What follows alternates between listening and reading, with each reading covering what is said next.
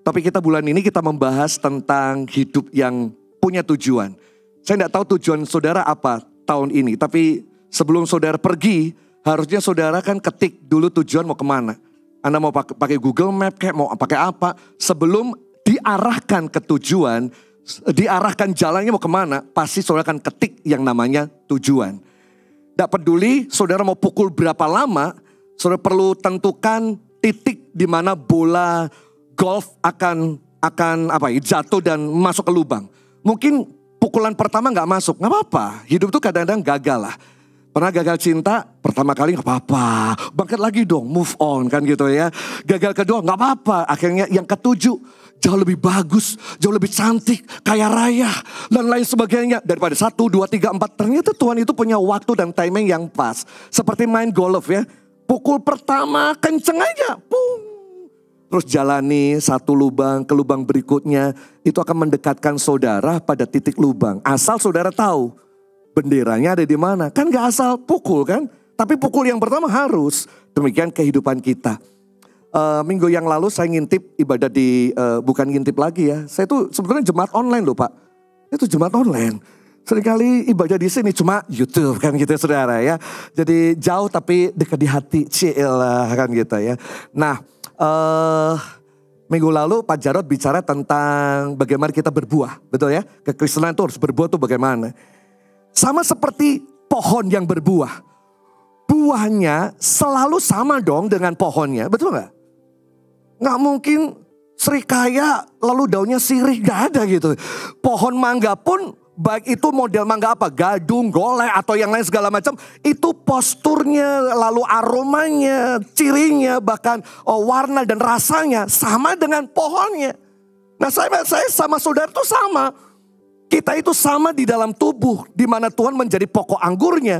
Harusnya kita buahnya bisa dirasa banyak orang. Nah tema hari ini adalah semakin serupa dengan Kristus. Katakan semakin serupa dengan Kristus. Yes. Kita baca Roma 8 ayat 29.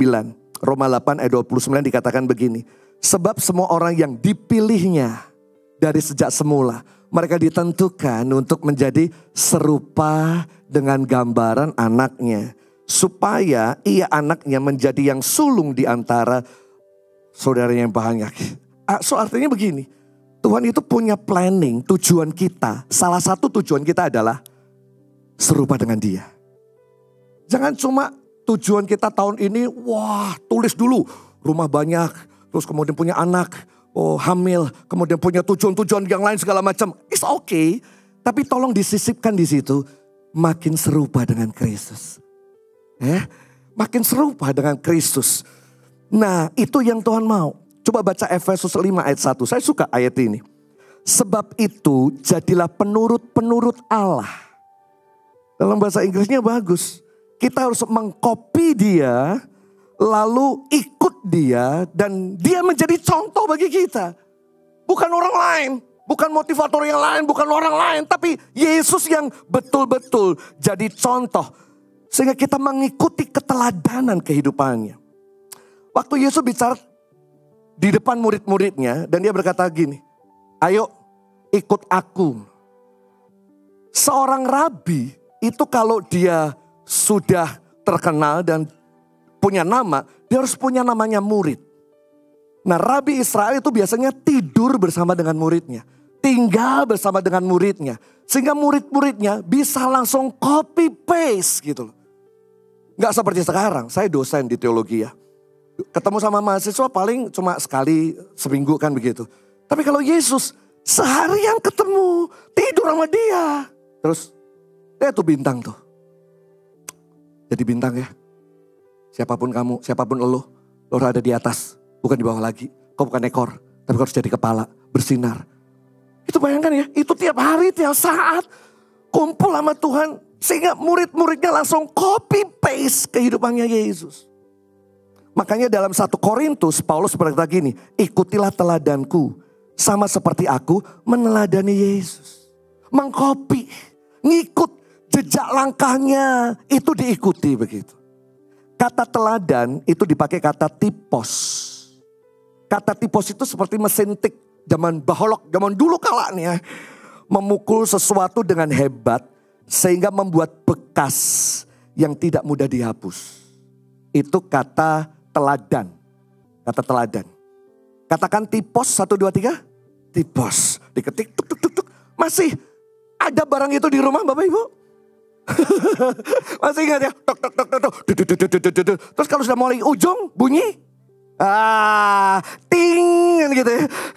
Umur kita berarti yang tahu gak jauh beda ya. Haleluya ya. Nah kayak gitu tuh, menjejakkan kaki, meninggalkan teladan. Jadi pemimpin harusnya meninggalkan teladan yang kuat buat orang sekitarnya. Saya dan saudara meninggalkan jejak. Bayangkan kita ngomong sama anak kita, lu belajar, jangan main HP aja. Tapi mamanya sosialita. Potong, foto kanan, kiri, segala macam, dipoto semuanya. Anak belajar dari kita Bapak Ibu. Nah hari ini ada beberapa hal, saya mau share tentang apanya yang serupa dengan Yesus sekarang. Nah, itu pertanyaannya kan. Saya pengen meniru keteladanan Yesus. Pengen serupa dengan Yesus. Apanya kan gitu. 1. Serupa dengan ketabahan dan ketekunannya. Cari orang yang tabah dan tekun. Yesus itu. Ya. Yesus itu. Ibrani 12 ayat 2. Marilah kita melakukannya dengan mata yang tertuju kepada Yesus. Yang memimpin kita dalam iman.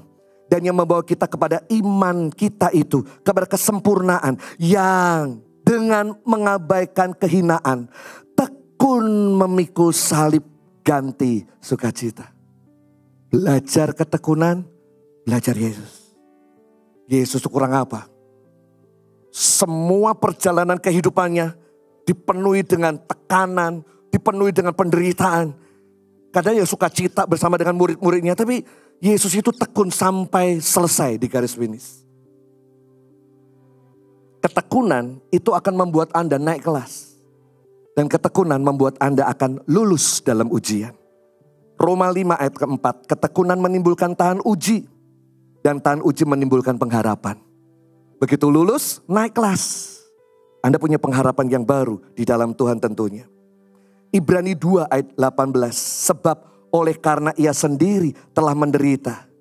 Karena pencobaan maka ia dapat menolong mereka yang sedang dicobai. Ini keren.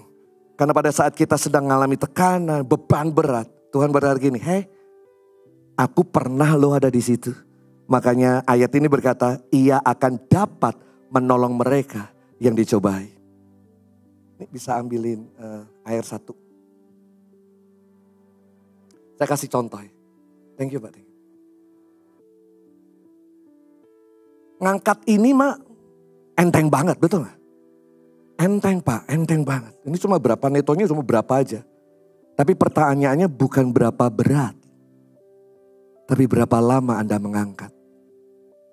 Untuk berapa lama mengangkat butuh ketekunan, betul gak? Kuat Pak, kuat Pak. Wow, suamimu gimana? Tenang, tenang. Gua kuat kok. Baru 1 minggu tuh, baru 1 minggu. Tapi kalau ini setahun, 2 jam aja begini. Tiba-tiba akan turun. Tiba-tiba turun. Sekali anak kita pulang jam 1 pagi, kita kuat, kita gak apa-apa. Tapi kalau udah mulai 2 minggu, udah menjadi habit. Kasih tahu, kamu kok pulang malam banget sih. Jadi pulang pagi, jam 3, jam 5. Kita marah, kok pulang pagi? Katanya gak boleh pulang malam. Pulang pagi kalau sekalian kan gitu kan. Kalau sekali 2 kali gak apa-apa Bapak Ibu Saudara sekalian. Tapi kalau bertahun-tahun ngurusi anak yang sama. Pergumulan hidup yang gak baik-baik saja. Saya percaya kita gak kuat dalam hidup ini. Gak kuat dalam hidup ini. Tuhan itu yang memberikan kekuatan, hanya Tuhan. Lihat ayat ini ya, ia mampu menolong kita. Ada seorang namanya James. Orang ini terkenal sekali. Dia pisah dengan suaminya. Ditinggal suaminya gara-gara karena dia punya kanker yang udah nyebar dan gak ada harapan. Ngapain hidup sama wanita yang kayak begini. Sudah tinggalin aja deh. Tetapi dengar, dia hidup yang tinggal 2%. Dia mendaftar di American Got Talent. Sudah tahu cerita ini ya. Dia ngomong saya punya 2% kesempatan untuk hidup. Tapi 2% itu bukan 0. Masih 2%. Teman-teman yang suka main basket. 3 detik terakhir saja bisa mengubah pertandingan. Betul ya? Come on. Engkau belum 0 Pak. Belum titik. Masih koma. Dia berkata sama Simon waktu itu, kamu mau apa? Mau nyanyi? Nyanyi, oke. Judulnya apa? It's okay. Oke. It's okay, ya oke. Silahkan. Terus dia cerita. Bagaimana kanker udah nyebar, ditinggal suami. Tapi dia masih bisa berdiri dengan 2%-nya. Dia nyanyi begitu. Dan habis nyanyi, semua kasih aplaus yang begitu luar biasa. Di tangannya di sini ada tato 7 titik. Dia berkata, kutip dari Amsal 24 ayat 16. Sebab 7 kali orang benar jatuh, namun ia bangkit kembali. Wow. Kita baca yuk, 1, 2, 3 mulai. Sebab 7 kali orang benar jatuh. Wow. Tuhan berjanji bahwa dia menyertai. Tapi dia tidak berjanji bahwa hidup bersama Tuhan selalu baik-baik. Betul gak? Kadang-kadang jatuh, tergeletak. Tapi tangan Tuhan itu selalu menopang. Kan gitu kan. Ditinggal suami 1, 2, kanker yang ganas 2. Menyebar 3. Tinggal ngitung titiknya saja Bapak Ibu Saudara sekalian. Satu statement yang dia ngomong adalah, andai Anda tidak bisa menunggu sampai hidup tidak sulit lagi sebelum Anda memutuskan bahagia. Bahagia itu your choice, keputusan kita Bapak Ibu. Mau bahagia atau enggak, itu tergantung kita sama sekali. Bukan kemana Anda jalan, tapi dengan siapa Anda jalan. Come on. Tuhan mau suruh jalan kemana hari-hari ini. Gak peduli. Asal kau bersamaku. Selesai. Sebab kalau Tuhan bersama dengan kita. Badai, kesulitan apapun. Kita mampu melewati. Kita punya pengharapan di dalam Tuhan bersama-sama. Tepuk tangan yang meriah buat Allah kita yang luar biasa. Teman-teman di LA. Saya gak tahu saudara punya rumah di sana gak? Orang-orang Indonesia yang kaya-kaya punya rumah di sana. Berapa triliun, apa gini-gini. Habis kan. Beberapa bintang film nangis. Ingat sama tas jinjingnya dia yang mahal banget. Ingat sama rumahnya yang triliunan dia bangun. Jangan lupa. Di mana hartamu berada, di situ hatimu berada.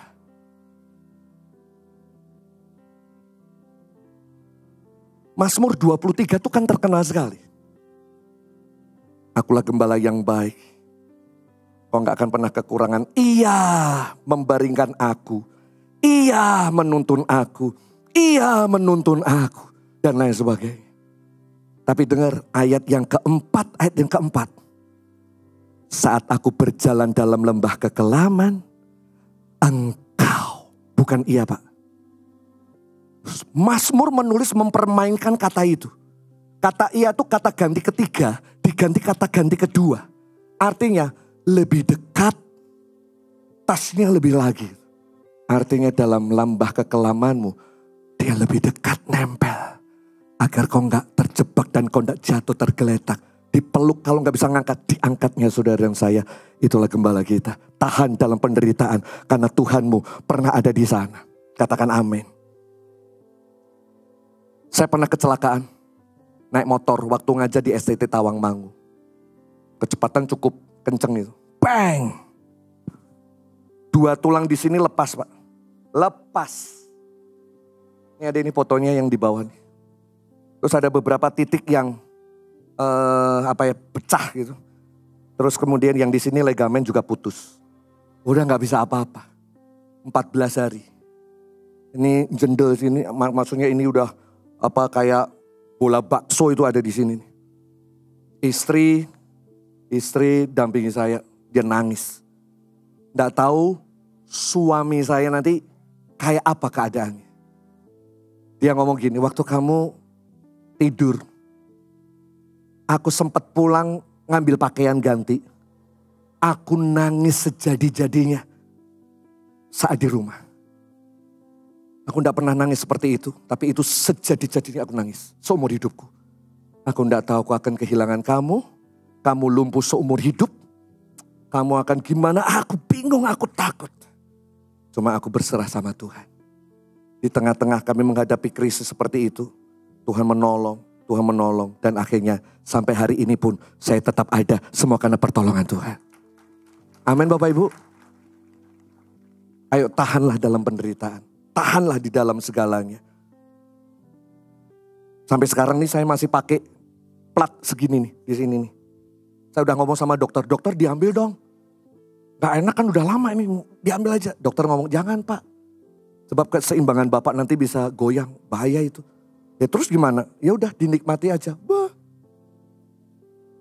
Saya tuh pengen kalau masuk surga itu security-nya itu aman gitu loh. Titit, mundur Pak, mundur. Titit. Bapak bawa apa? lupa, bawa besi.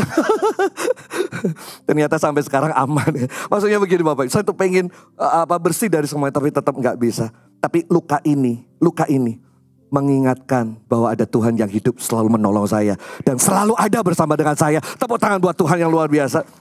Ini nomor 1, tabah dan tekun. Gak perlu takut dengan 2025. Jalan sendiri. Keuangan. Produksi. Lalu kemudian apa lagi? Keuangan yang turun. Penjualan dan segala macam. Ada Tuhan yang bersama dengan kita. Dia gembala yang baik. Yang akan menuntut saudara sampai mencapai tujuan-tujuan ilahi. Makanya dia ingin apapun yang terjadi, saudara seperti Yesus. Yang tahan dalam apapun juga yang terjadi. 2, serupa dengan karakternya. Yang kedua, serupa dengan karakternya. Ini ayat ini terkenal sekali. Matius 11 ayat 28. Pikulah kuk yang kupasang, belajarlah daripadaku. Aku lemah lembut dan rendah hati. Jiwamu akan tenang. Materi kuliahnya Yesus itu 2. Lemah lembut dan rendah hati. Itu materinya. Saya suka terjemahnya Message. Dikatakan begini, Message Bible. Walk with me and work with me. Jalan sama saya. Bekerjalah bersama saya. Kalau bekerja sama Tuhan, berjalan sama Tuhan, siapa lawan kita? Halo? Ada singa nih, mau terkam rusa. Rusa berkata gini, entar dulu. Lu bisa terkam gua nih, tapi lu gak tahu siapa gua. Siapa kamu? Paling yang rusa-rusa kayak yang lain. Oh beda. Daging gua beda. Darah gua darah biru. Ada silsilah kerajaannya. Masa kamu keturunan raja? Yang bener aja. Gak percaya. Jalan sama saya. Nanti satu kampung di sana akan masuk ke rumah. Dan mereka akan siap-siap untuk menghormati kita berdua. Dan hanya benar. Rusa ini gak jadi diterkam. Dia mau tunjukkan bahwa dia orang hebat. Jalanlah mereka. Rusa ini sama singa. Dia jalan. Masuk ke kampung. Kampung itu tiba-tiba jadi sepi sunyi. Masuk ke sana lalu buka korden dan mulai lihat-lihat begitu. Lihat gak? Gua dihormati, gua ditakuti di sini. Nangkep gak ceritanya Bapak? Nangkep ya? Kenapa rusa ini dihormati dan ditakuti? Jalan nama Yesus. Persoalannya bukan sekali lagi ya, kemana tujuan Anda. Tapi dengan siapa Anda jalan. Apapun yang terjadi, asal kau bersamaku, selesai sudah. Berjalanlah bersama saya, bekerjalah bersama saya, dan perhatikanlah, learn, belajarlah, ritme. Keren banget. Ini musik ini ya, harus punya ritme yang sama nih. Begitu ketukannya gak salah. Ketukannya gak benar, salah, ada cepat, ada yang lambat, kacau udah. Saya kasih contoh ya, ada volunteer sama kayunya tadi, bisa. Di ayat yang berikutnya dikatakan begini, silakan naik. Belajarlah daripadaku. Ya, anggap aja ini kuk, tahu kuk ya Bapak Ibu ya? Kuk itu dibuat dari kayu untuk 2 lembu.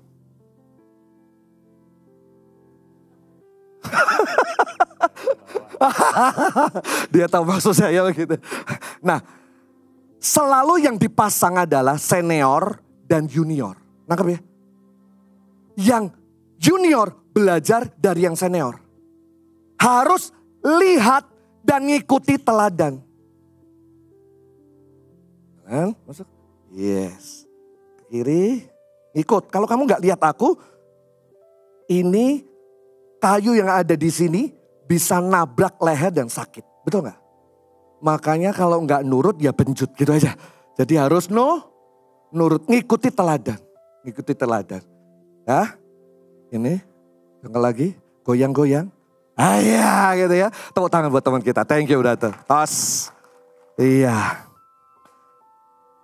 Kupasang, belajarlah daripadaku. Kuk yang kupasang itu ringan.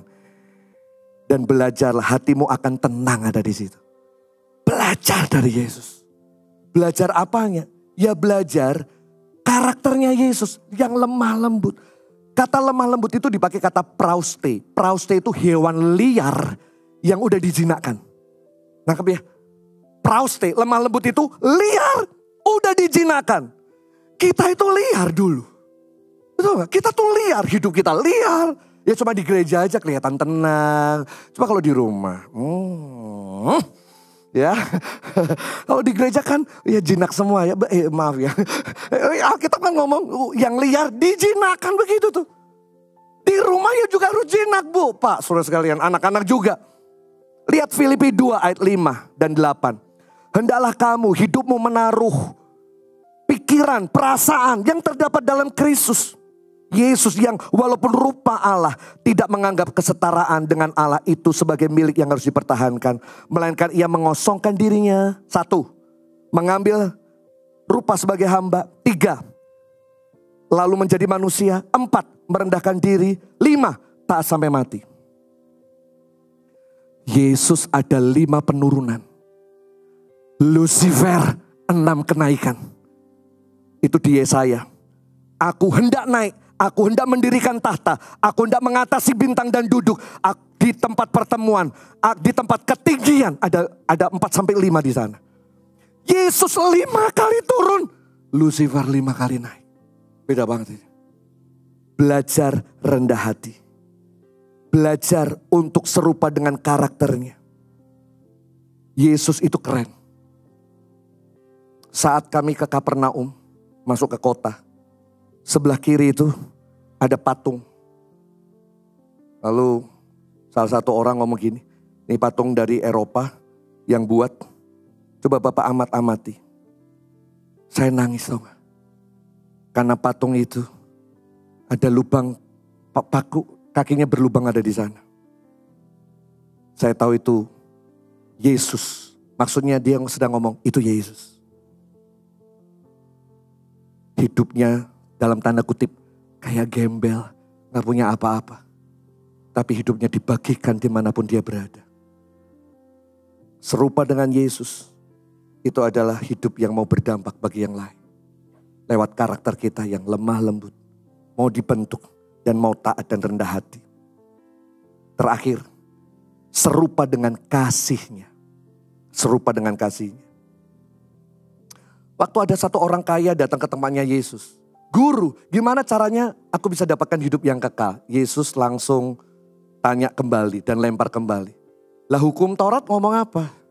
Lalu dia kutip di hukum Taurat itu. Kasihanilah Tuhan Allahmu dengan segenap hati, segenap jiwa, segenap akal budi, dan segenap kekuatanmu. Ini ibadah ketiga nanti saya akan bongkar ini. Tentang kata Shema Yisrael, Jehovah Elihenu, Jehovah Ehad. Itu kalimatnya keren banget. Tapi kita hanya berhenti menghafalkan ini menjadi doktrin, menjadi syahadat, tapi gak merasuk di hati kita dan hidup kita gak mengubahkan apa-apa buat orang lain sekitar kita. Karena setelah ayat ini muncul, lalu Yesus kasih contoh soal orang Samaria yang baik hati. Tahu cerita itu enggak? Kebetulan ada seorang imam turun dari jalan itu. Mesed Bebe dikatakan ada pendeta yang sedang berjalan di jalan itu. Tahu tuh ada orang yang sedang tergeletak. Malah dia sengaja belok Pak. Ayat 32, demikian juga ada seorang Lewi datang ke situ. Ketika melihat orang itu, ia melewatinya di jalan seberang. Sengaja ia menghindari orang itu. Lewi itu kan orang religius sekali. Ya. Padahal ada hukumnya di Ulangan. Ada hukumnya di Ulangan pasal 22. Kalau kau melihat saudara yang naik keledai, terus keledainya itu rebah di tanah. Jangan engkau pura-pura nggak tahu. Engkau harus benar-benar menolong, membangunkannya bersama-sama dengan saudaramu itu. Ada hukumnya. Keledai aja ditolong, apalagi orangnya. Kan begitu maksudnya. Kasih itu mengambil tanggung jawab dan beban. Mau serupa dengan Yesus, ambil tanggung jawab dan beban dalam kehidupan ini. Keinginan untuk melayani harus hadir sebelum keinginan untuk memimpin. Itu salah satu buku yang cukup terkenal sekali. Sebelum Anda memimpin, belajar untuk melayani. Sama seperti Yesus yang kasih perumpamaan terhadap orang ini. Orang Samaria tadi tergerak belas kasihan, membalutnya, menyiramnya dengan minyak dan anggur. Gak cukup itu, dinaikkan di keledainya. Lah kalau dinaikkan keledai kan berarti dia harus jalan, Pak. Udah aku jalan gak apa-apa, yang penting kamu bisa tidur di situ, kamu bisa rebahan di atas ini. Aku bawa ke losmen, ke rumah sakit puskesmas yang terdekat. Habis itu dibiayai.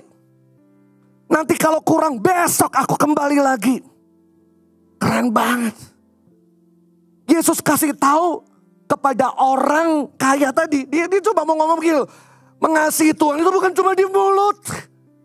Tapi dengan hati, jiwa, dan tergerak oleh kekuatan kita. Nah itu tuh yang benar. Kemarin saya dapat pelajaran baru. Di Yohanes 6 ayat 9. Waktu itu 5.000 orang datang. Ya, saudara tahu ceritanya? Mereka kelaparan. Dan murid-muridnya berkata, guru udah sore ini, suruh pulang aja. Ngawur aja. Mereka kalau pulang, pingsan tuh di jalan, belum makan, kasih makan. Mereka cari-cari, gak ada. Lalu ada anak kecil. Yohanes mencatat, dengar baik-baik. 6 ayat 9. Di situ ada seorang anak mempunyai 5 roti jelai dan 2 ikan. Saya akan ke roti jelai sekarang. Di sana tuh roti ada 2. Roti dari gandum sama roti jelai. Kalau roti dari gandum itu mahal banget. Mahal banget Pak. Karena bahannya udah mahal. Tapi kalau jelai itu murah. Artinya roti yang dibawa anak kecil ini adalah dari keluarga orang yang gak punya gitu. Nangkep gak sih sebetulnya? Kita kan jarang kan di Kupas ini. Saya juga baru kemarin berarti ini anak ini dari orang yang gak punya saja bisa memberi.